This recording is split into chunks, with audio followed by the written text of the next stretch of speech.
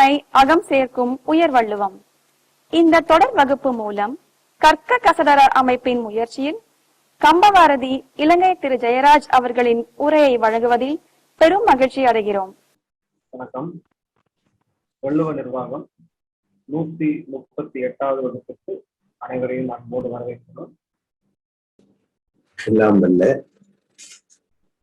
இறைவனுடைய திருவடிகளை என்னுடைய மனம்பொழிமைகளால் போற்றி பணிகின்றேன். உலகத்தை அறநெறியில் செலுத்த இன்றைக்கு 2000 ஆண்டுகளுக்கு முன்பாகவே அற்புதமான ஒரு நூலை செய்து மனித குலத்தின் உயர்வுக்கு வழிகாட்டிய வள்ளுவ கடவுளார் திருவடிகளை மனமொழிமைகளால் போற்றி வணங்கி மகிழ்கின்றேன்.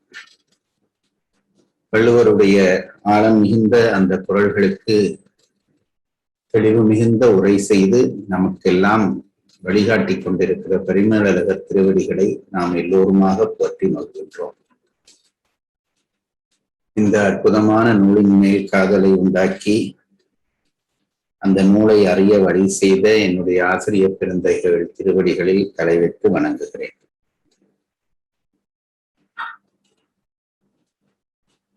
இந்த உயர் வள்ளுவம் என்ற சங்கமத்தை தொடக்கி மிகுந்த அக்கறையோடு தொடங்கிய நாள் தொடக்கம் இன்று வரை நடத்தி வருகின்ற இளையோர்க்கு என் அன்பும் வாழ்த்தும் வணக்கமும் உரித்தார். இந்த சங்கமத்தில் இணைந்து திருக்குறளை முழுமையாக கற்கிற ஆர்வத்தோடு கற்றுக்கொண்டு வருகிற அனைவருக்கும் என் அன்பையும் வணக்கத்தையும் சொல்லி மகிழ்ச்சி அடைகிறேன். லக்ஷ்மணன் அவர்களுடைய தொகுப்புரை மிகச் சிறப்பாக இருந்தது. இதிலே அங்கங்கு தன்னுடைய நாகாசு வேலைகளையும் அவர் காட்டியிருந்தார். வாழ்க்கை துணை நலம் என்பதற்கு அவர் சொன்ன விளக்கம், ஈகை என்பதற்கு அவர் சொன்ன விளக்கம், இவையெல்லாம் அவருடைய சுயத்தை எடுத்து காட்டின. அது மட்டுமல்லாமல் நிறைய வாசிக்கிறார், நிறைய கேட்கிறார் என்பதை அவர் எடுத்துக்கொண்ட சுஜாதாவினுடைய மேற்கோளும் சுயசிவத்தினுடைய மேற்கோளும் உணர்த்தியது. தெளிவான ஒரு முன்னுரையை 11 நிமிஷத்துக்குள்ளே சொல்லி முடித்தார். அது ஆகச் சிறந்த பெருமை. நேரம் அதிகம் தேவையில்லை.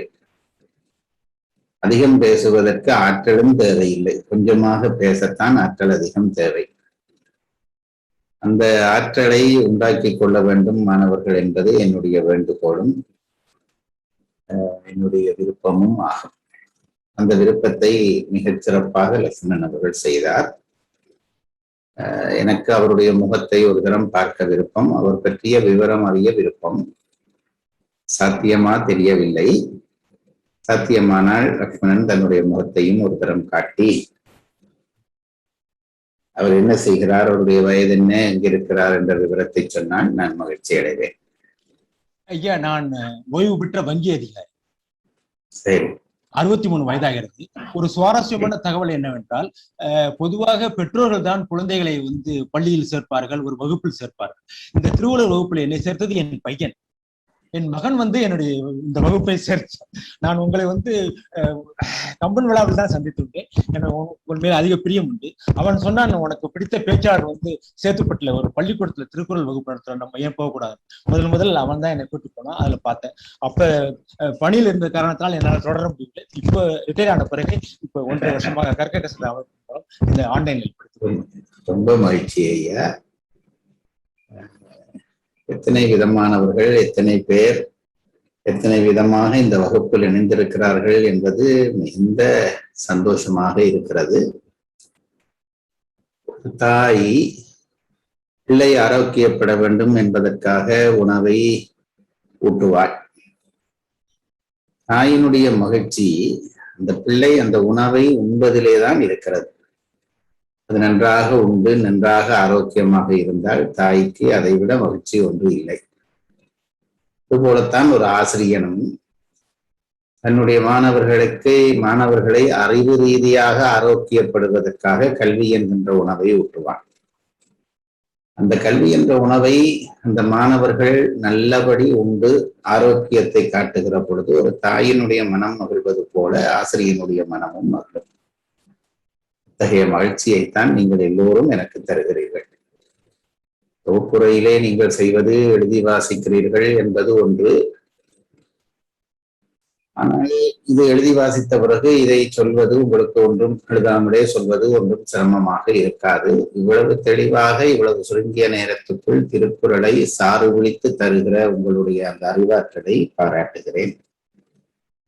ஐயா அவர்களுக்கு என்னுடைய வாழ்த்துக்கள். நன்றி. இனி வகுப்புக்குள்ளுக்குள்ளே நாங்கள் நுழைகிறோம். இந்த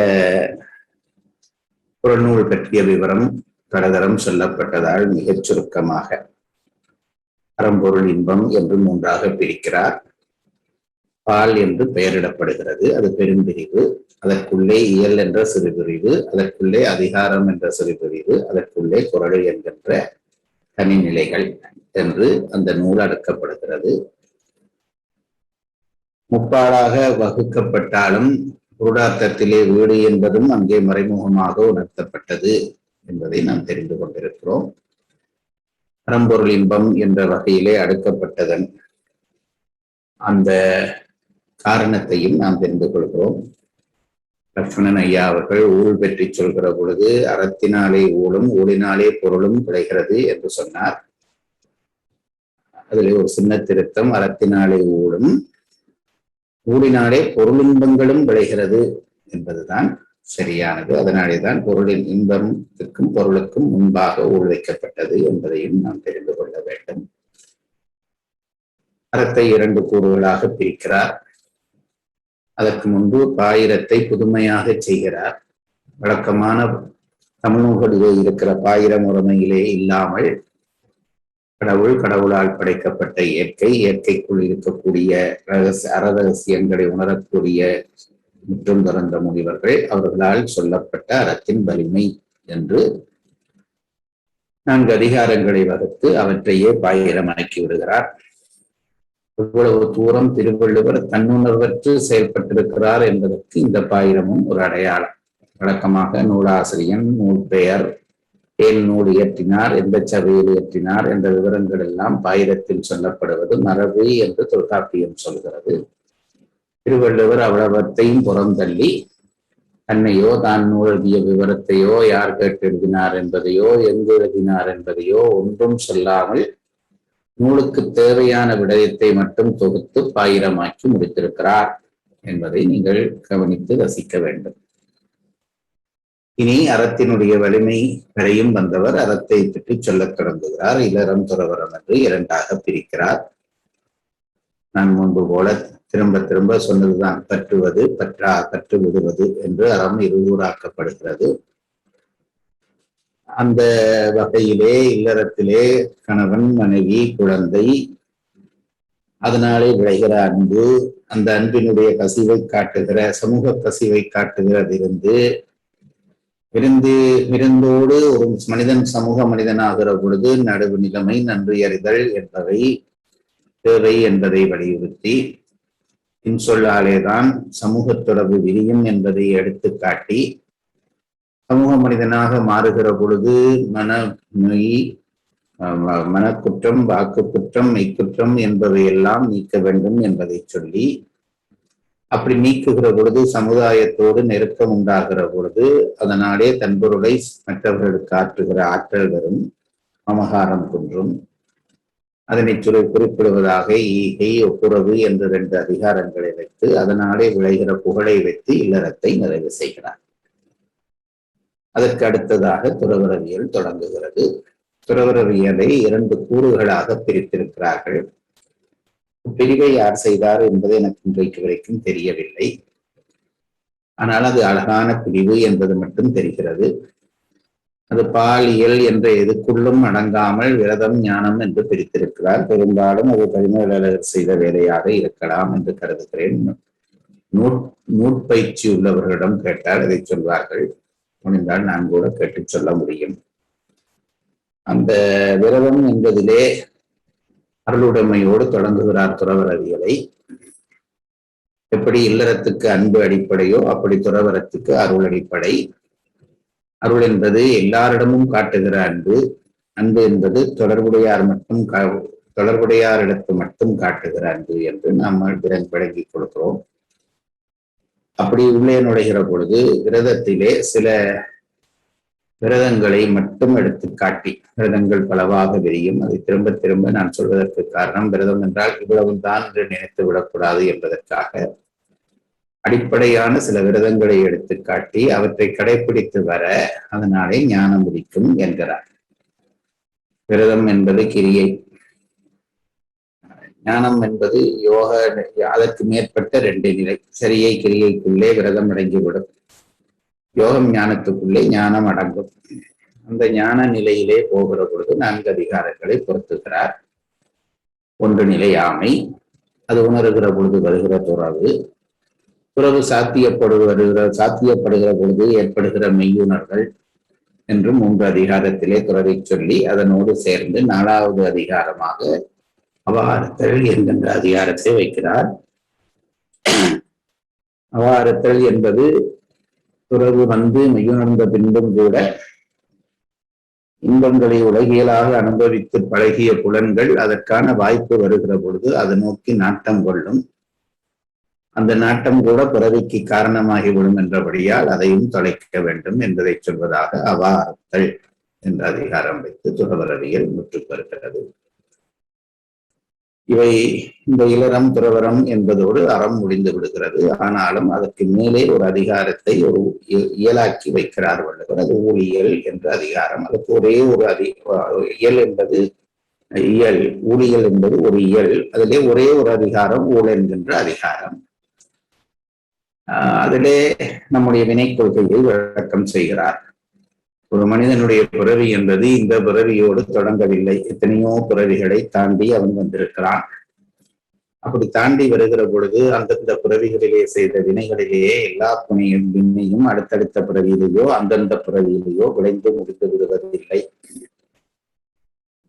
வினைகள் தேங்கி நிற்கும். அப்படி தேங்கி நிற்கிற வினையைத்தான் சஞ்சித வினை என்கிறோம். ஏன் தேங்கி நிற்கிறது என்றால் பக்குவப்படாத காரணத்தினாலே வினைகள் தேங்கி நிற்கும். பொழுது அந்த வினைகளை பொறுத்தைத்தான் ஒவ்வொரு பிறவியிலே பிரார்த்த வினையை உண்டாக்கி அனுப்புகிறான் இறைவன் என்பதை தத்துவார்த்தமாக நாம் படித்திருக்கிறோம். அப்படி வினைகள் பல பிறவிகளிலே செய்த வினைகள் நம்மை சாருகிற காரணத்தினாலே ஒரு குறித்த ஒரு பிறவியிலே ஒருவன் நேர்மையானவனாக நல்லவனாக இருந்தாலும் சில வேளைகளிலே அவனுடைய வாழ்க்கையில் தோல்வி வருகிறது அல்லது துன்பம் வருகிறது. அதுபோல மிக கொடுமையானவனாக இருந்தாலும் குறித்த ஒருவனுக்கு குறித்த ஒரு பிறவியிலே இன்பம் வருகிறது, வெற்றி வருகிறது. நல்லவன் வாழ்வான் தீயவன் தாழ்வான் என்று சொல்வதுதான் அறம். ஆனால் நல்லவன் வீழ்கிறான் தீயவன் வாழ்கிறானே, இது என்ன காரணம் என்று கேட்பார்கள். அதற்காக இந்த அதிகாரத்தை ஊழ் என்று வைத்து அது முன்வைத வினையின் பயனாக விளைவது என்பதை தெரிந்து கொள். அப்படியானால் இந்த பிறவியில் நாம் செய்த நன்மைகள் எல்லாம் வீழ்ந்தானா என்று கேட்டால் அது அடுத்தடுத்த பிறவிகளிலே உனக்கு எப்படி ஒரு தீயவனுக்கு நன்மை விளைந்ததோ அதுபோல உனக்கு நிச்சயமாக அடுத்த பிறவியிலே அந்த நல்வினைகளுடைய பயன் கிட்டும் என்று ஆறுதல் சொல்லுகிற செய்தியாக அந்த ஊழியலை வைத்து துறவரவியல் அறுத்துப்பாட்டை நிறைவு செய்கிறார். அதற்கு பிறகு பொருட்பால் தொடங்குகிறது. பொருளின்பங்களுக்கு காரணமான ஊழை அந்த இடத்திலே கொண்டு வந்த பொருத்தப்பாட்டையும் இணைந்து நாங்கள் ரசிக்கிறோம். இனி பொருட்பால் தொடங்குகிறது. பொருள் என்பது இல்லறத்தினுடைய ஒரு கூறு. பொருளும் இன்பமும் இல்லறத்தினுடைய கூறுகள். பொருள் இல்லாவிட்டால் இல்லறம் நடத்த முடியாது. ஏனென்றால் அவன் 11 கடமைகள் செய்ய வேண்டியவனாக இருக்கிறான். 11 கடமைகள் செய்வதற்கு பழியெஞ்சி பொருள் தேட வேண்டும். ஆகவே பொருள் அவசியம் ஆகிறது. அதுபோல இல்லறத்திலே அறத்தையே செய்து கொண்டிருந்தால் வாழ்க்கையில் சோர்வு ஏற்படும். அதனாலே அந்த வாழ்க்கையை சுவைப்படுத்துவதற்காக இறைவன் இயற்கையாக இன்பம் என்ற உணர்வை வைத்திருக்கிறான். அது இறைவனுடைய கட்டளை. ஆகவே பொருளும் இன்பமும் இல்லறத்தை சிறப்பிக்கிற விஷயங்கள். அதனாலே இல்லறத்தினுடைய கூறாக, இன்னும் தெளிவாக சொன்னால் அறத்தினுடைய ஒரு கூறாகத்தான் பொருளும் இன்பமும் திருக்குறளிலே விரிக்கப்படுகின்றன என்பதை நாம் தெரிந்து கொள்ள வேண்டும். அதனாலேதான் அறத்திற்கு பின்பாக கொண்டு வந்து பொருளையும் இன்பத்தையும் வைக்கிறார். அது தவிரவும் ஒரு செய்தியை நான் திரும்ப திரும்ப சொல்லி வருகிறேன். பொருட்பாலிலே வரக்கூடிய அறங்களிலே சில நேரத்திலே அறமூறல்கள் பதிவாகி இருக்கிறதோ என்ற ஒரு ஐயப்பாடு நமக்கு வரும். அதை நாம் தெளிவாக தெரிந்து கொள்ள வேண்டும். அதனாலேதான் அதற்கு சார்வரம் என்று பெயரிடப்பட்டது. கூட்டங்களாக பிரிகிற மனிதர்கள் அந்தந்த கூட்டங்களுக்கு ஒரு தலைவன் இருப்பான். அந்த தலைவனை அடிப்படையாக கொண்டு தம் கூட்டம் வாழ வேண்டும் என்று முயற்சிப்பார்கள். வலியது மெலியதை ஒழுங்குவது என்பது இயற்கையினுடைய நியதி. ஆகவே வலிய கூட்டம் மெலிய கூட்டத்தை விழுங்கிவிடும். அப்படி விழுங்காமல் இருக்க வேண்டும் என்றால் மெலிய கூட்டம் தன்னை வலியவனாக ஆக்கிக் கொண்டிருக்க வேண்டும். வலியவனாக ஆக்குவதற்கு பொருள் அவசியம். அதனாலே அந்த வலியவனாக தன்னை ஆக்குகிற பொழுது சில அறமுறைகளை அவன் தவிர்க்க முடியாமல் செய்ய வேண்டி வந்துவிடும். அது எப்படி நியாயமாகும் என்றால், தன்னை சார்ந்தவர்களை அவன் காப்பான், அது முதல் கடமையாதலால் சில அறமுறைகளை செய்தும் அதை காக்க வேண்டும் என்கின்ற நியதிதான் பொருட்பாலிலே சொல்லப்படுகிற நியதி என்பதை புரிந்து கொள்ளுங்கள்.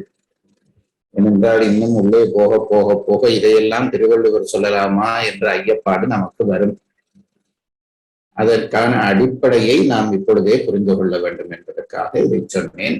பொருட்பாலுக்குள்ளே நுழைகிறார். 3 இயல்கள்: அரசியல், அங்கவியல், ஒளிவியல். அரசியல் நிர்வாக தலைவன் பற்றி சொல்கிறது. அங்கவியல் நிர்வாகத்துக்கு துணை செய்வோரை பற்றி சொல்கிறது.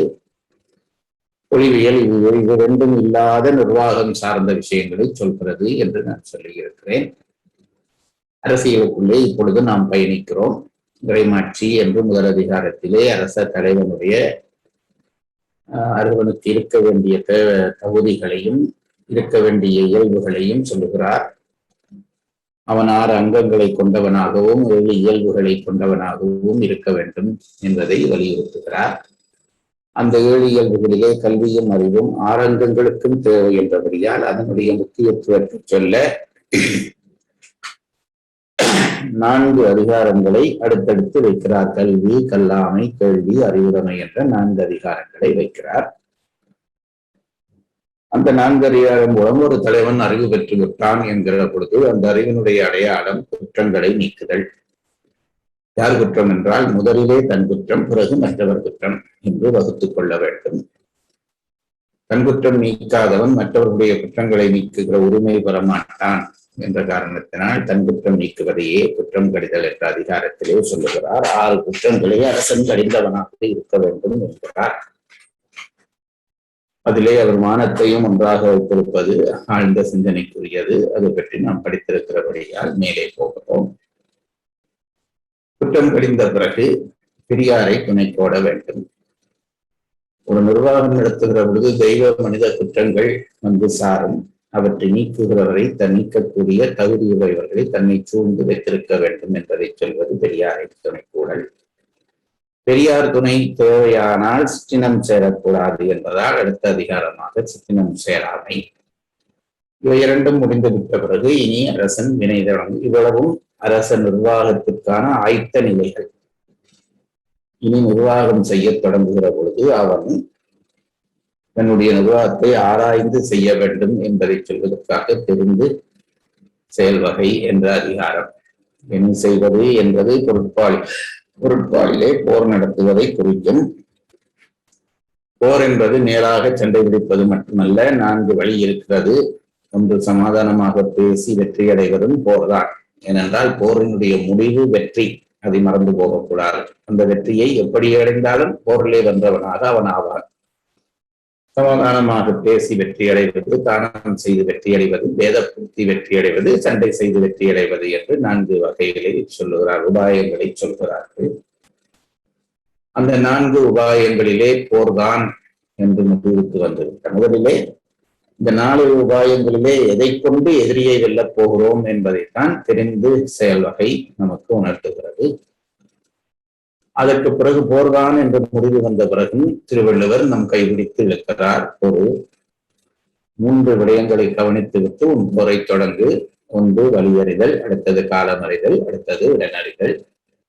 வழியிலே 4 வழியை கூட்டி கழித்து உன் வழி பெருத்தால் மட்டும் நீ செயல்பட வேண்டும், வினை செய்ய முயல வேண்டும் என்று சொன்னவர். பிறகு அதை கூட நிறுத்து, காலம் உனக்கு பொருத்தமானதா என்று பார்த்துக்கொள், இல்லாவிட்டால் காலம் ஒரு பலசாலியை பலகீனனாகவும் பலகீனனை பலசாலியும் ஆக்கிவிடும் என்றபடியால் காலமும் அறிந்து செயல்படு என்கிறார்.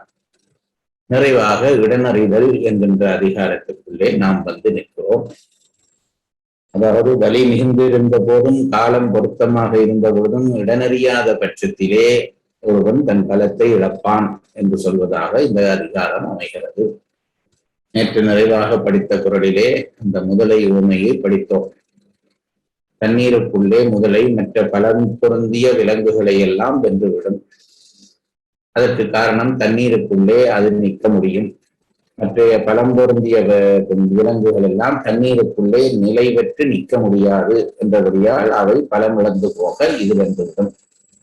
அதே முதலை தண்ணீருக்குள்ளே இருந்து வெளியே வந்தால் மற்றைய விலங்குகள் அதை வென்றுவிடும் என்று சொல்வதன் மூலம் இடனறிதல் அவசியம் என்கிறார். முதல் 4 குறளிலே படையெடுத்து செல்கிறவன் பற்றி சொல்கிறார். அங்கே முற்றுகையிடுதல், அரணமைத்தல் போன்ற விடயங்கள் பற்றி எல்லாம் படித்தோம். 5வது குறளிலேதான் இந்த முதலை உவமை சொல்லப்படுகிறது. அதனோடு அவர் சொல்ல வருகிற செய்தி என்னவென்று கேட்டால், உடனறிந்து செயல்படாத பட்சத்திலே போர் வெற்றி ஐயத்துக்கிடமாக போய்விடும் என்பதை அழுத்தி சொல்லி இருக்கிறார். இன்றைக்கு 6வது குறளுக்குள்ளே நாம் செல்கிறோம். ராஜ்குமார் படி.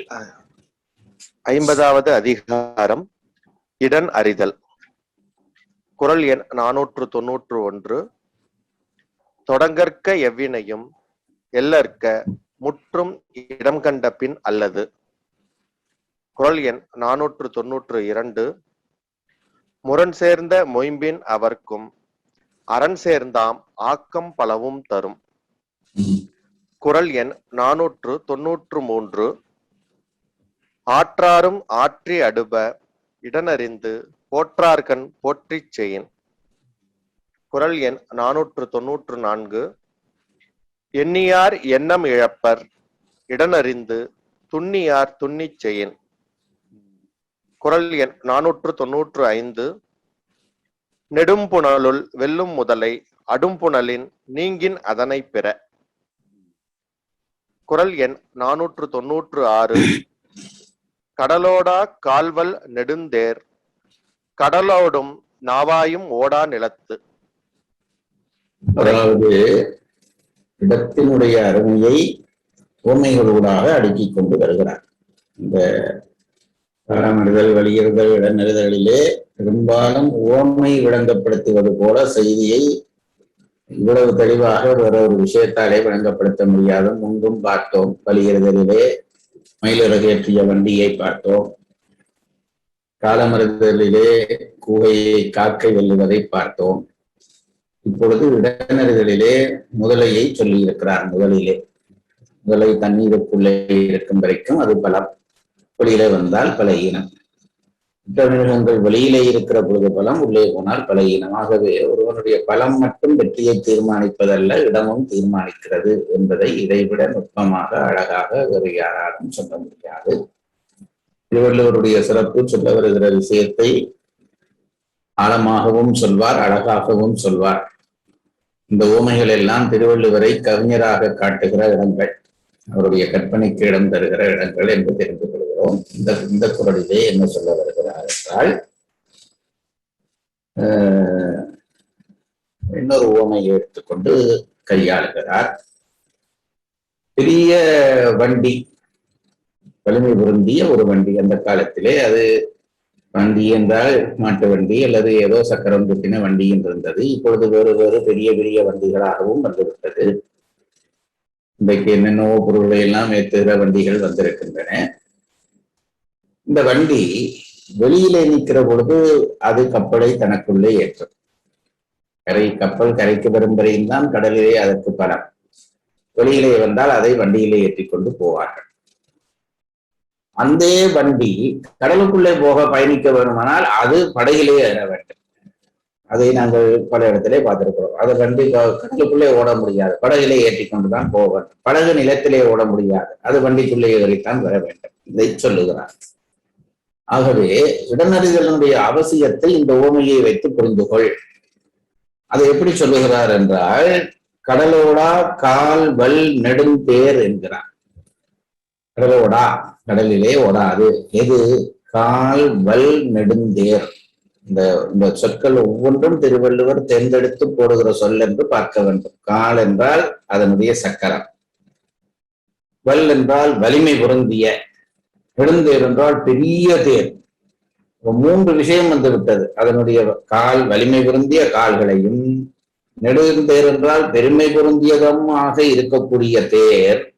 அது என்னதான் பெருமை பொருந்தியதாக இருந்தாலும், என்னதான் அதனுடைய கால் வலிமையாக இருந்தாலும், கடலிலே அதனாலே ஓட முடியாது. கடலோடா கால் வல் நெடுந்தேர். அதுக்கு பிறகு சொல்லுகிறார், கடலோடும் நாவாயும் ஓடா நிலத்து. அப்போ கடல் பெரிய வண்டி கடலிலே ஓடாது என்றால் அவ்வளவுதானா? அப்ப வண்டியை விட படகுதான் பெரிதா என்று கேட்டால் அப்படி அல்ல. கடலுக்குள்ளேதான் அந்த பலம். வெளியிலே வந்து விட்டால் படகு வண்டியிலே வண்டி வந்துவிடும். அது அதனாலே அசைய முடியாது.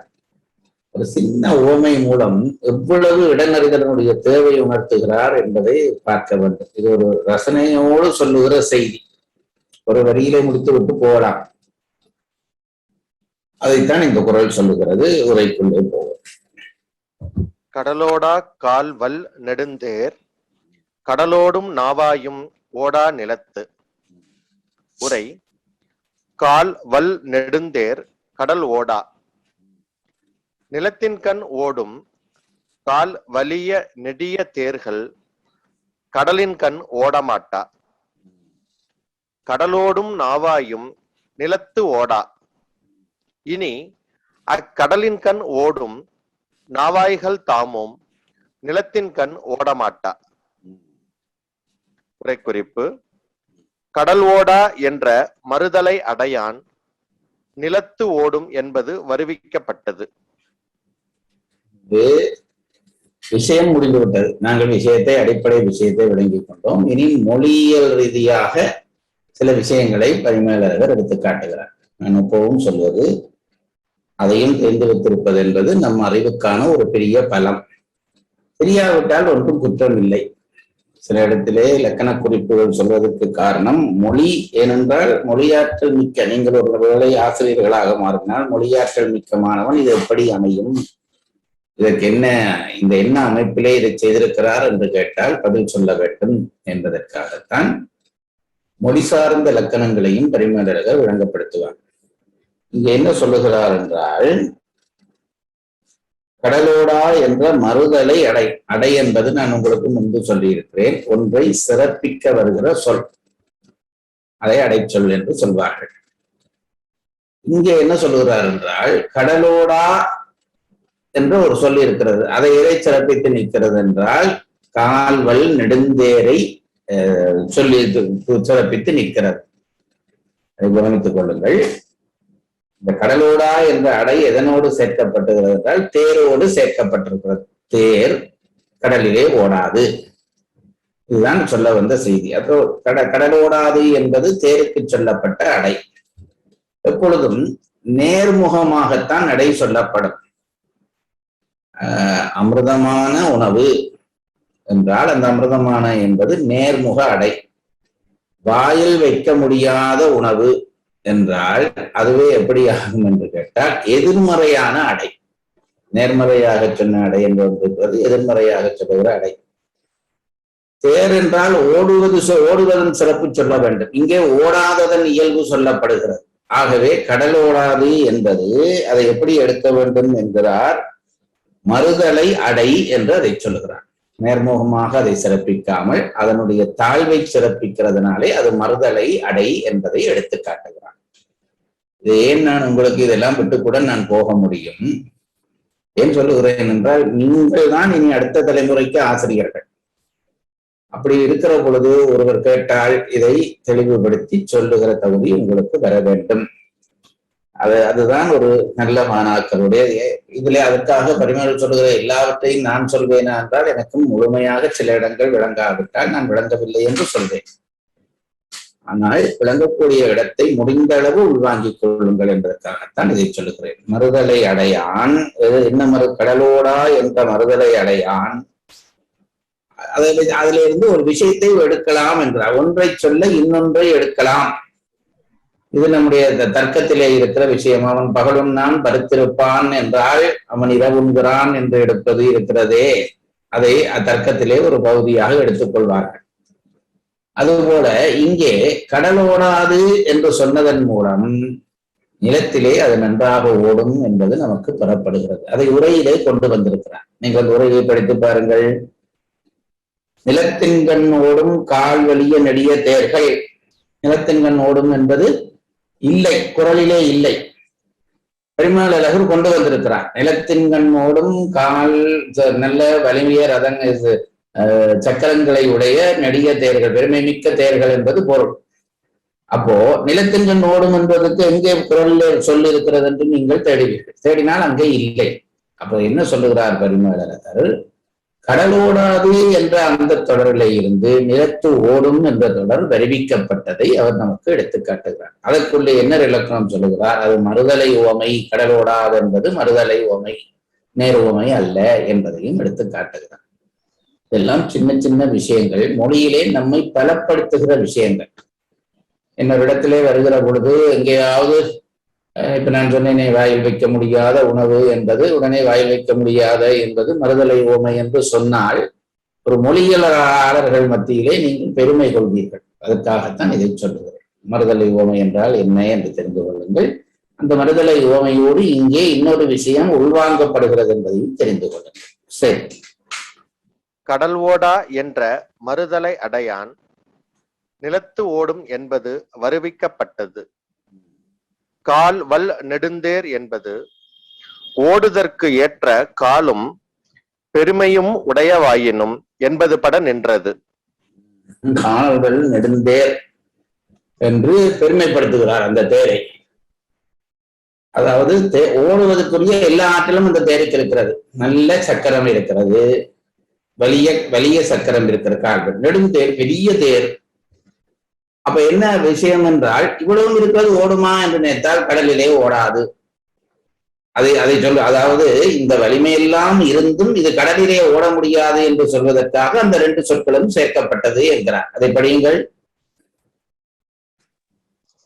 கால் வல் நெடுந்தேர் என்பது ஓடுதற்கு ஏற்ற காலும் பெருமையும் உடையவாயினும். அவ்வளவு பெருமளர் உடையவாயினும் ஓடாது, கடலுக்குள்ளே ஓடாது என்பதை சொல்லுவதற்காக அத மற்ற குறைகள் ஒன்றும் இல்லை. இடம் விளைத்ததாலே அது ஓட முடியாது என்பதை சொல்வதற்காக, மற்ற தகுதிகள் இருக்கிறது, இடம் இல்லாததாலே, அதற்கு பொருத்தமான இடம் இல்லாதாலே அது ஓட முடியாது என்பதை சுட்டி நிற்கிறது என்கிறார். கால் வல் நெடுந்தேர் என்பது ஓடுதற்கு ஏற்ற காலும் பெருமையும் உடையவாயினும் என்பது பட நின்றது. அதாவது நாம் நேராக இந்த அதிகாரத்துக்கு வருகிற பொழுது ஒரு போர் செய்யறதுக்குள்ளேய வலிமை இருக்கிறது, அதற்குரிய கருவிகள் இவனிடம் இருக்கிறது. ஆனால் இடம் பொருந்தாத பட்சத்திலே அவன் எப்படி வலிமையும் பெருமையும் உடைய தேர் கடலுக்குள்ளே ஓட முடியாதோ, அப்படி இடம் பொருந்தாத இடத்திலே ஒரு அரசனாலே வெல்ல முடியாது என்பதை சொல்வதற்காக இந்த உவமையை சொல்லுகிறார். மேற்சென்றார் பகைவர் இடங்களை அறிந்து அவற்றிற்கு ஏற்ற கருவிகளான் வினை செய்க என்பது தோன்ற நின்றமையின் இதுவும் மேலை அலங்காரம் ஆயிற்று. மேலை அலங்காரம் என்றால் என்ன? மேலை என்று ஒரு அலங்காரம் இருக்கிறதோ என்று யாராவது சொல்லிவிடக் கூடாது. முன்னே சொன்னதாகிய அலங்காரம். முன்னே என்ன அலங்காரம் சொன்னார்? நாங்கள் படித்தோம். அதாவது புரிது மொழிகள் என்று ஒரு அலங்காரம் பற்றி 2 குறளிலே சொல்லப்பட்டு விட்டார். ஆகவே இங்கேயும் நேரடியாக விஷயத்தை சொல்லாமல் உமையை மட்டும் சொல்லிவிட்டு விடுவதற்கு புரிது மொழிகள் என்ற அலங்காரம் என்று பெயர் என்று விளங்கப்படுத்தி விட்டார். இங்கேயும் இந்த குறள் என்ன சொல்லுகிறது என்றால், அதை படியுங்கள்.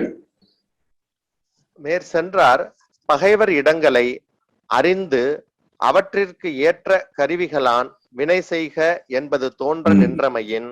அவ்வளவுதான். இது என்ன சொல்ல என்றால், இடமறிந்து அதற்கேற்ப வினை செய்க என்ற அந்த கருத்தை இந்த ஓமை விளங்கப்படுத்துகிறபடியால் இந்த ஓமையும் புரிது மொழிகள் அலங்காரம் என்று தெரிந்து கொள்ள வேண்டும். மேலை அலங்காரம் என்று இனி வருங்காலத்திலே யாரும் ஆசிரியர்கள் பாடம் சொன்னாலும் ஆச்சரியம் மேலை என்கின்ற அலங்காரத்தை இது சேரும் என்று சொல்லிவிடக் கூடாது. மேலையாதிக அலங்காரம் என்பது முன்னே சொன்ன அலங்காரம் என்று பொருள் அர்த்தம். நீங்கள் இதை நான் ஏதோ கிண்டலாக சொல்வதாக நினைக்கிறீர்கள். இப்படி பல வகுப்புகளிலே வகுப்பு நடந்து கொண்டிருப்பதை நான் அறிவேன். மேலை என்கின்ற அலங்காரம் என்றால் இந்த மாணவன் மேலை அலங்காரம் எங்கே இருக்கிறது தேடுவான். அதுக்காகத்தான் சொல்லுகிறேன். இதுவும் மேலை அலங்காரம் ஆயிற்று. மறுவாசிப்பு. குறள் எண் 496. கடலோடா கால் வல் நெடுந்தேர் கடலோடும் நாவாயும் ஓடா நிலத்து. உரை. கால் வல் நெடுந்தேர் கடல் ஓடா. நிலத்தின் கண் ஓடும் கால் வலிய நெடிய தேர்கள் கடலின் கண் ஓட மாட்டா. கடலோடும் நாவாயும் நிலத்து ஓடா. இனி அக்கடலின் கண் ஓடும் நாவாய்கள் தாமும் நிலத்தின் கண் ஓடமாட்டா. உரை குறிப்பு. கடல் ஓடா என்ற மறுதலை அடையான் நிலத்து ஓடும் என்பது மறுதலை அடையான் நிலத்து ஓடும் என்பது வருவிக்கப்பட்டது. கால்வல் நெடுந்தேர் என்பது ஓடுதற்கு ஏற்ற காலும் பெருமையும் உடையவாயினும் என்பது பட நின்றது. மேற் சென்றார் பகைவர் இடங்களை அறிந்து அவற்றிற்கு ஏற்ற கருவிகளான் வினை செய்க என்பது தோன்ற நின்றமையின் இதுவும் மேலை அலங்காரம் ஆயிற்று. கவனித்துக் கொள்ளுங்கள். இந்த கால் வல் நெடுந்தேர் என்று நோக்கத்தோடு தான் திருவள்ளுவர் போடுகிறார். கடலோடா தேர் என்று போட்டிருக்கலாம். கடலோடாத தேர் என்றால் அந்த சொல் போதாது. என்ன ஏன் போதாது? கடலிலே தேர் ஓடாது என்றால் அந்த தேர் ஒருவேளை சில்லுடைந்த தேரோ அல்லது வலிமையற்ற தேரோ என்று நாம் நினைப்போம். அதனால் தான் ஓடவில்லையோ என்று அந்த வேறொரு காரணம் தேடுவோம். அப்படி இல்லை, ஓடுவதற்கான எல்லா தகுதியும் இருக்கிறது. ஆனால் கடல் என்ற இடம் கிடைத்ததாலே ஓட முடியாமல் இருக்கிறது என்பதை உணர்த்த வேண்டும் என்பதற்காக தேரினுடைய சிறப்பு சொல்லி அதை சொல்லுகிறார் என்பதை நாம் புரிந்து கொள்ள வேண்டும்.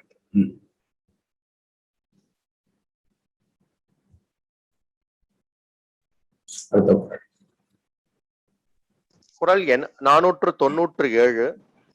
அஞ்சாமை அல்லால் துணை வேண்டா எஞ்சாமை எண்ணி இடத்தார் செய்யின்.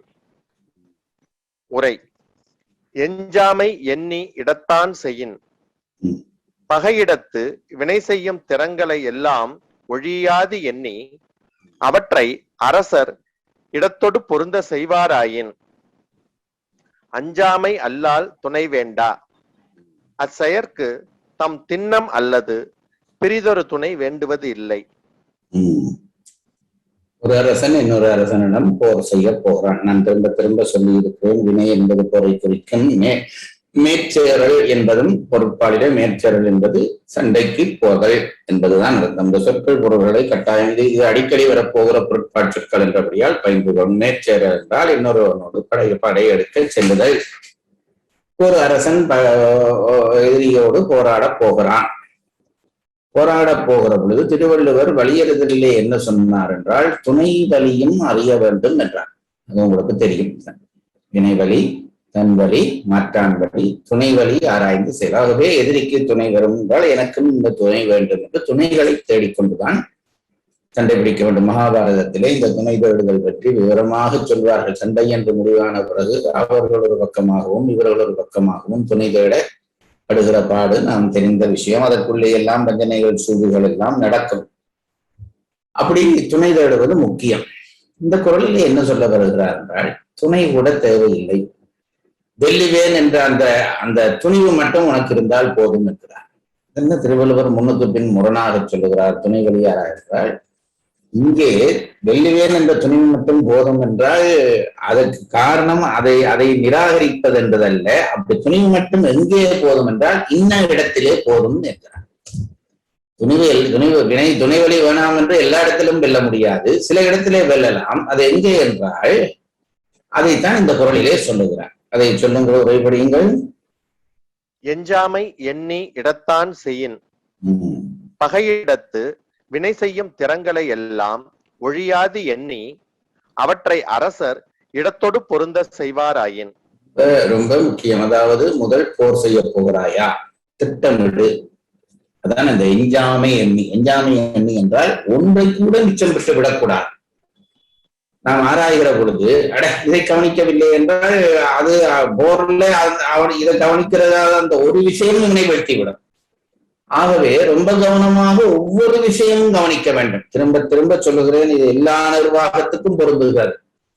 அதாவது ஒரு நிர்வாகத்தை நடத்த போகிறாய் என்றால் ஒரு விஷயமும் விடாமல் நீ ஆராய வேண்டும். அதுக்குதான் பெரியாரை துணைக்கோடல். தனியே நீ ஆராய வேண்டிய அவசியம் இல்லை, எல்லா விஷயத்தையும் ஆராய்ந்து இடத்தோடு பொருந்தி செய்வாயானால் உனக்கு துணை வலி என்பது கூட தேவையில்லை, துணிவு என்கின்ற ஒன்று போதும் என்கிறார். அதுதான் இந்த குறள் சொல்கிறார். அதன் மூலம் என்ன சொல்லுகிறார் என்றால், துணைவலி என்பது ரொம்ப அவசியம் என்று சொன்ன அதே வள்ளுவர் அது தேவையில்லை என்று சொல்வதன் மூலம் என்ன சொல்லுகிறார் என்றால், உனக்கு துணிவு என்ற ஒன்றும் இருந்து இடமும் இருந்தால், சரியா, உனக்கு பொருத்தமான இடமும் இருந்தால் துணைவலி இல்லாமலும் வெல்லலாம் என்பதை சொல்லுகிறார். படியுங்கள். எஞ்சாமை எண்ணி இடத்தான் செய்யின், பகையிடத்து வினை செய்யும் திறங்களை எல்லாம் ஒழியாது எண்ணி அவற்றை அரசர் இடத்தொடு பொருந்த செய்வாராயின். அஞ்சாமை அல்லால் துணை வேண்டா, அச்செயற்கு தம் திண்ணம் அல்லது பிரிதொரு துணை வேண்டுவது இல்லை. திண்மை அதன் தனக்கு தன்னுடைய தனிப்பலத்தாலே கூட வென்று விடலாம், துணைப்பலன் தேவையில்லை என்கிறார். குறைக்குறிப்பு: திண்ணியராய் நின்று செய்து முடித்தலே வேண்டுவது அல்லது துணை வேண்டா என்றார். துணைவலி தேவையில்லை. ஆனா துணைவலி வேணும். திண்ணியராய் என்றால் துணிவுடையவனாக தனியே நின்று செயல்பட வேண்டும். அந்த துணிவு வேண்டும், எந்த போருக்கும் அந்த துணிவு வேண்டும். துணிவலி இல்லாமல் வென்று விடலாம். சரியான இடனறிந்து துணிவும் இருந்து செயல்பட்டால் அது தேவையில்லை என்கிறார். திண்ணியராய் நின்று செய்து முடித்தலே வேண்டுவது அல்லது துணை வேண்டா என்றார். அவ்வினை தவறுதற்கு ஏது இன்மையின். ஏன் அப்படி சொன்னார்? துணைவலி வேணாம் என்று முன்னும் துணைவலி வேண்டும் என்று சொன்னவர் இங்கே அப்படி வேண்டாம் என்று சொன்னது ஏன் சொல்லுகிறார் என்றால், இவனிடம் துணிவு இருக்கிறது, சார்பான இடம் இருக்கிறது, ஆகவே நிச்சயமாக செய்து முடிக்கலாம் என்ற வழியால் தான் துணைவலி வேண்டாம் என்கிறார். இந்த வரியை எழுதுவதற்கு காரணம் பரிமளகர் துணைவலி வேண்டாமோ என்று நாம் நினைத்து விடுவோம். அப்படி இல்லை. அவர் சொன்னதற்கு காரணம், இந்த ரெண்டும் இருந்தால் ஒருவன் துணைவலி இல்லாமலும் வெல்லலாம் என்பதற்காகத்தான் இந்த வரியை சொன்னார் என்கிறார். திருப்பி படியுங்கள். திண்ணியராய் நின்று செய்து முடித்தலே வேண்டுவது அல்லது துணை வேண்டா என்றார். அவ்வினை தவறுதற்கு ஏது இன்மையின். அதுல அந்த என்றார்ல ஃபுல் ஸ்டாப் இல்லை, அது கமா. அதை நீங்க அப்படி நினைத்து வாசிக்கணும். திண்ணியராய் நின்று செய்து முடித்தலே வேண்டுவதல்லது துணை வேண்டா என்றார். அவ்வினை தவறுதற்கு ஏது இன்மையில். அந்த வினை தவறு போவதற்கு காரணம் இல்லாதபடியால் தான் இப்படி சொன்னார் என்று அதை பொருள்படுத்திக் கொள்ள வேண்டும். திண்ணியராய் நின்று செய்து முடித்தலே வேண்டுவது அல்லது துணை வேண்டா என்றார். அவ்வினை தவறுதற்கு ஏது இன்மையின். இவை மூன்று பாட்டானும் வினை செய்தற்கு ஆம் இடனறிதல் கூறப்பட்டது. வினை செய்வதற்கான இடத்தை அறிவதனுடைய அவசியம் மூன்று குறளாலே சொல்லப்பட்டது. அடுத்த குறளுக்கு மறுவாசிப்பு. குறள் எண் 497. அஞ்சாமை அல்லால் துணை வேண்டா, எஞ்சாமை எண்ணி இடத்தார் செய்யின். உரை: எஞ்சாமை எண்ணி இடத்தான் செய்யின், பகையிடத்து வினை செய்யும் திறங்களை எல்லாம் ஒழியாது எண்ணி அவற்றை அரசர் இடத்தொடு பொருந்த செய்வாராயின். அஞ்சாமை அல்லால் துணை வேண்டா, அச்செயற்கு தம் திண்ணம் அல்லது பிரிதொரு துணை வேண்டுவது இல்லை.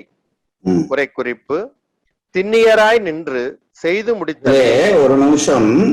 அதற்கு அச்செயலுக்கு தம் திண்மை அல்லது என்றுதான் உரை. திண்ணம் அல்லது என்று நீங்கள் வாசிக்கிறீர்கள். உங்கள் புத்தகத்தில் அப்படி இருக்கிறதோ தெரியவில்லை. அச்செயற்கு தம் திண்மை அல்லது பிரிதொரு துணை வேண்டுவதில்லை என்றுதான் அந்த உரை இருக்க வேண்டும். புத்தகத்திலே மாறுபாடாக இருந்தால் அதை திருத்திக் கொள்ளுங்கள். சரிங்க. அஞ்சாமை அல்லால் துணை வேண்டா, அச்செயற்கு தம் திண்மை அல்லது பிரிதொரு துணை வேண்டுவது இல்லை.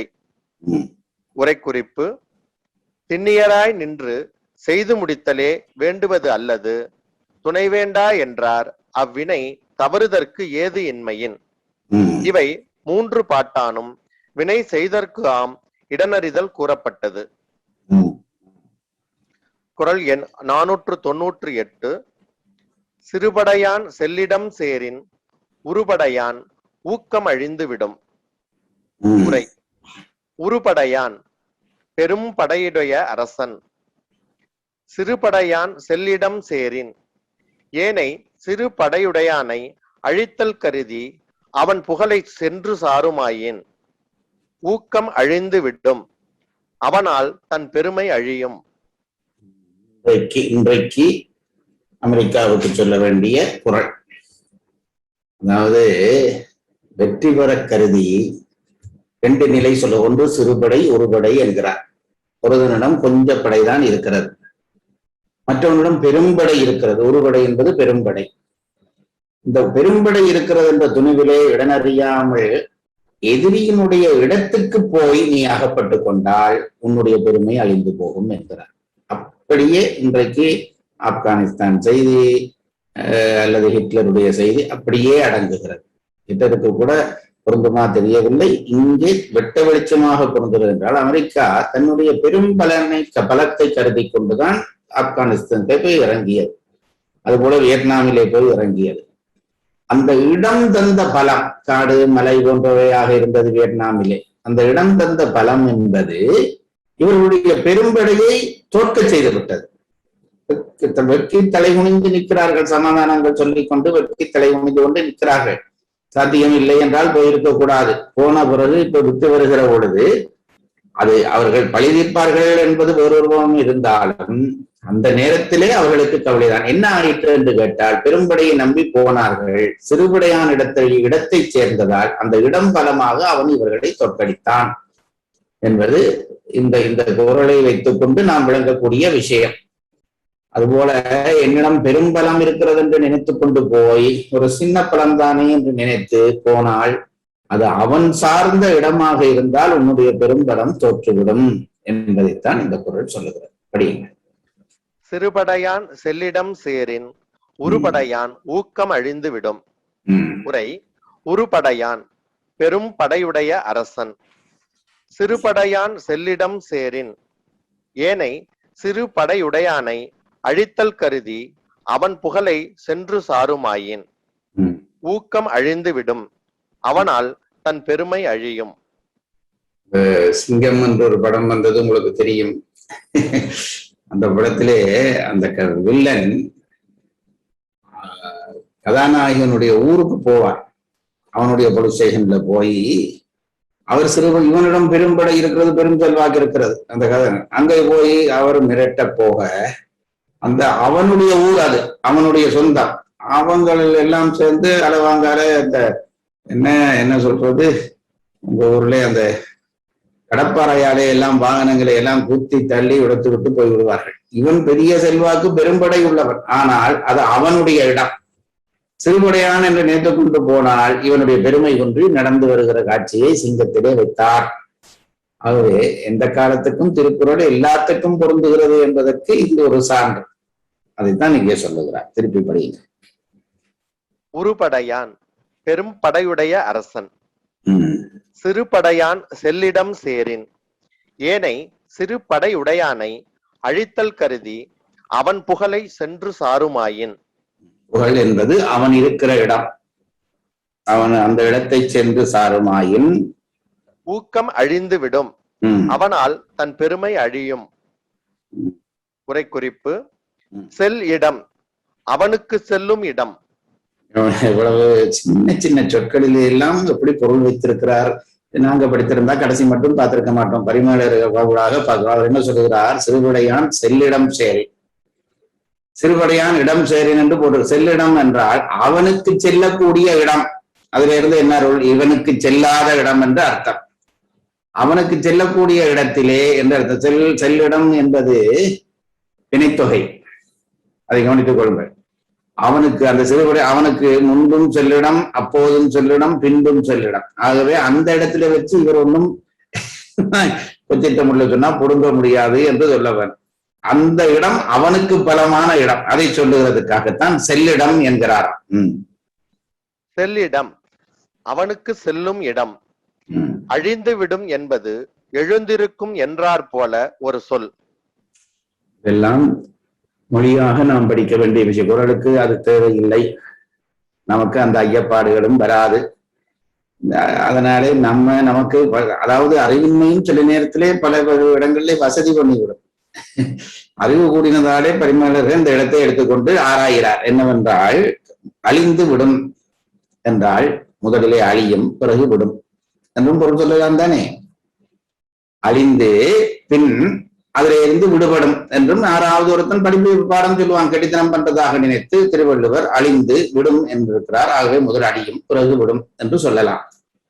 இந்த இடத்திலேதான் பரிமாளர் சொல்றார், இது ஒரு சொல் நீர்மைத்து. பல இடங்களிலே இதை எழுதி கொண்டு வருவார் பரிமாளர். ஒரு சொல் நீர்மைத்துண்டா ஒரு சொல் தன்மை. அதாவது அது மாதிரி சில நேரத்திலே பகுதி பொருள் விகுதி என்பார். இந்த விகுதி சொல் என்ன செய்யும் என்றால் பகுதி பொருளையே வலியுறுத்தி நிற்கும் என்று சில இடங்களில் சொன்னது நாங்கள் படித்திருக்கிறோம். இங்கேயும் என்ன சொல்லுகிறார் என்றால், இந்த சென்று என்ன அழிந்து விடும் என்றால் 2 சொல்லாக அதை நினைக்காதே, ஒரு சொல். அதற்கு அவர் உவமை சொல்லுகிறார் என்னவென்றால், எழுந்திருக்கும். இவன் காலையிலே எழுந்திருக்கும் என்றால் முதலிலே எழுந்து பிறகு இருக்கும் என்று பொருள் சொல்லக்கூடாது. எழுந்திருக்கும் என்றால் எழுவான் என்பதுதான் அர்த்தம். அது ஒரு சொல் தான். எழுந்து இருக்கும் என்று பிரித்து பொருள் சொல்வது என்பது பிழை. அதை உதாரணமாக காட்டி அழிந்து விடும் என்பது அழிந்து விடும் என்று பொருள் கொள்ளாதே, அழிந்து விடும் என்பது ஒரு சொல் என்று பொருள் கொள்கிறார். பரிமாணரிடம் படித்தால்தான் இதெல்லாம் படிக்க முடியும். அழிந்துவிடும் என்பது எழுந்திருக்கும் என்றார் போல ஒரு சொல். ஊக்கத்தின் அழிவு உடையான் மேல் ஏற்றப்பட்டது. இங்கே ஊக்கம் என்பது பெருமையினுடைய அழிவு என்பது அந்த பெருமையை உடையவனுடைய அழிவாக சொல்லப்படுகிறது. அதுதான் ஊக்கத்தினுடைய அழிவு உடையானுடைய அழிவாக சொல்லப்பட்டது என்கிறார். ஊக்கத்தின் அழிவு உடையான் மேல் ஏற்றப்பட்டது. தன் படைப்பெருமை நோக்கி இடன் நோக்காது செல்வன் ஆயின் அகுது அப்படைக்கு ஒருங்கு சென்று வினை செயல் ஆகாமையானாக பயிற்சியின்மையானாக அப்பெருமையால் பயனின்றி தான் அழிந்துவிடும் என்பதாம். சாதாரண கணிப்பு. இந்த வினை செயல் வகை என்றதிலே ஆராய சொன்னாரே, ஆராய்ந்தால் இவன் பலம் எங்கேயோ இருக்கிறது, அவனுடைய பலம் எங்கேயோ இருக்கிறது. திரும்ப ஆப்கானிஸ்தானுக்கு தான் போக வேண்டியிருக்காது. 70,000 படையா. இவர்கள் போன படையே ஏதோ 1.5 லட்சம் படைக்கும் மேலேயா. 20 வருஷமாக போராடியும் அவர்களை அழிக்க முடியவில்லை. இதுதான் இந்த குறளுக்கான சரியான விளக்கம். அவர் என்ன சொல்லுகிறார் என்றால், பெரும்படை இருக்கிறது என்பதற்காக நீ போனால் 2 காரணத்தினாலே உன் படை அழிய வாய்ப்பு இருக்கிறது என்கிறார். அது என்னவென்றால் அதைத்தான் சொல்லுகிறார். இடம் நோக்காது செல்வனாயின் அகுது அப்படைக்கு ஒருங்கு சென்று வினை செயல் ஆகாமை. அதாவது 4 வகை படையோடு போவார்கள். அந்த காலத்து கதையை சொல்லுகிறேன். இப்போவும் அப்படித்தானே ஆகாயப்படை, கப்பல் படை, வான்படை என்று இப்பொழுதும் பிரிக்கிறார்கள். இந்த 4 படையும் அதாவது கூட்டு தளபதி என்று ஒருவர் இருப்பார். அதாவது கூட்டுப்படை தளபதி என்று ஒருவர் இருப்பார். அவருக்கு என்ன வேலை என்று கேட்டால், இப்ப கடல்ல இருக்கிறவன் கடலுக்குள்ள வந்தாதான் அடிக்கிறது என்று இல்லை. அவன் அங்கே இருந்து தாக்க, வானத்திலே இருந்து ஒருத்தன் தாக்க, நிலத்திலே இருந்து தாக்க, இது ஒரு பொருத்தப்பாட்டோடு தாக்குதல் நடக்கவன். இதுலே அவன் கடல்ல இருந்து அடித்தா இங்க நிலப்படை செத்து, அவனுடைய படையே செத்து போயிடும். அப்போ இதுக்குள்ள ஒரு தொடர்பாடல் வேண்டும். அந்த தொடர்பாடல் இல்லாமல் போனால் இவர்களுடைய படையை இவர்களை அடித்து இவர்களுக்கு தோல்வி வரும். அதைத்தான் இங்கே சொல்லுகிறார். அதை எப்படி சொல்லுகிறார் பாருங்கள். இடம் நோக்கோது செல்வனாயின் அகுது அப்படைக்கு ஒருங்கு சென்று வினை செயல் ஆகாமை. அவர்களுக்குள்ள ஒரு என்னென்று சொல்வது, ஒரு இங்கிலீஷ்ல இந்த ஜாயின் பண்ணி ஒருத்தருக்கு ஒருத்தர் இணைந்து செயல்படுதல் என்பது சாத்தியம் இல்லாமல் போய்விடும். என்றால் அவனுக்கு தெரியாத நிலத்திலே நாட்படையும் இணைந்து செயல்பட முடியாமல் போய்விடுவதாலும் அடுத்தது சொல்லுகிறார், அந்த ஆகாமையானும் பயிற்சியின்மையானும். அந்த நிலத்திலே இவர்களுக்கு பயிற்சி இல்லை. இவனை எவ்வளவு பெரிய பயிற்சி பெற்றவனாம் இருப்பான், அவனுடைய அந்த குடிப்பிரதேசத்திலே அந்த இடத்திலே பயிற்சி பெற்றது என்பது வேறு, வெப்பையான பிரதேசத்திலே எங்கே ஆட்கள் இருக்கிறார்கள் என்று தெரியாத இடத்திலே பயிற்சி பெறுவது வேறு. ஆகவே அந்த இடப்பயிற்சியின்மையாலும் இவன் தோற்க வேண்டி வரும். பெரும்படை இருக்கிறது என்று நினைத்து போய்விடாதே என்கிறார். தன் படைப்பெருமை நோக்கி இடன் நோக்காது செல்வன் ஆயின் அகுது அப்படைக்கு ஒருங்கு சென்று வினை செயல் ஆகாமையான் ஆக பயிற்சியின்மையான் ஆக அப்பெருமையால் பயன் இன்றி தான் அழிந்துவிடும் என்பதாம். பெரிய படை இருக்கிறது என்று, கப்பல் படை இருக்கிறது, ஆகாய படை இருக்கிறது, எல்லா படையும் இருக்கிறது. நீ ஒருங்கு செயல்பட முடியாது. அந்த தெரியாத இடத்துக்கு போனால் ஒன்றாக சேர்ந்து செயல்பட முடியாது என்பது ஒன்று. நிலம் உனக்கு பயிற்சி இல்லாத நிலம் என்பது ஒன்று. ஆகவே எவ்வளவு பெரிய படை வைத்திருந்தாலும் நீ அதை இழந்து தோற்று போய் விடுவாய் என்பதை மறைமுகமாக இடவறிதனுடைய நுட்பம் சொல்லி தருகிறார் திருவள்ளுவர். மறுவாசிப்பு. குறள் எண் 498. சிறுபடையான் செல்லிடம் சேரின் உருபடையான் ஊக்கம் அழிந்து விடும். உரை. உருபடையான் பெரும் படையுடைய அரசன். சிறுபடையான் செல்லிடம் சேரின் ஏனை சிறு படையுடையானை அழித்தல் கருதி அவன் புகழை சென்று சாருமாயின் ஊக்கம் அழிந்து விடும். அவனால் தன் பெருமை அழியும். உரைக்குறிப்பு. செல்லிடம் அவனுக்கு செல்லும் இடம். அழிந்து விடும் என்பது எழுந்திருக்கும் என்றார் போல ஒரு சொல். ஊக்கத்தின் அழிவு உடையான் மேல் ஏற்றப்பட்டது. தன் படைப்பெருமை நோக்கி இடன் நோக்காது செல்வனாயின் அகுது அப்படைக்கு ஒருங்கு சென்று வினை செயல் ஆகாமையானாக பயிற்சியின்மையானாக அப்பெருமையால் பயனின்றி தான் அழிந்துவிடும் என்பதாம். ஒரு சொல் வாசிக்கிற பொழுது எப்படி வாசிக்க வேண்டும் என்றால், அழிந்து விடும் என்ன எழுந்திருக்கு, அழிந்து விடும் என்பது எழுந்திருக்கும் என்றாற் போல ஒரு சொல். அதாவது ஒரு சொல் என்றால் ரெண்டு சொற்கள் சேர்ந்த ஒரு சொல் என்ற அந்த அர்த்தம் வரும். அதாவது அதுவும் ஒரு சொல் இதுவும் ஒரு சொல் என்ற அந்த ஒரு சொல் அல்ல. அதுபோல இது ஒரு சொல் என்பது அது ரெண்டையும் சேர்ந்த ஒரு சொல்லாக இதை நீ எடுத்துக்கொள், ரெண்டு சொற்களாக எடுத்துக்கொள்ளாதே என்பது அர்த்தம். சரி, இன்றைக்கு இந்த அளவிலே நிறுத்தி அடுத்த வகுப்பிலே அடுத்த 2 குறளையும் படி.